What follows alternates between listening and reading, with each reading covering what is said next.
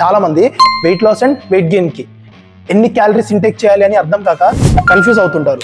Calorie deficit అంటే for example మీరు wait loss కోసం అయితే మీ మెయింటెనెన్స్ క్యాలరీ 2000 అనుకోండి, 200 నుంచి 500 క్యాలరీస్ అనేది రెడ్యూస్ చేయాలి.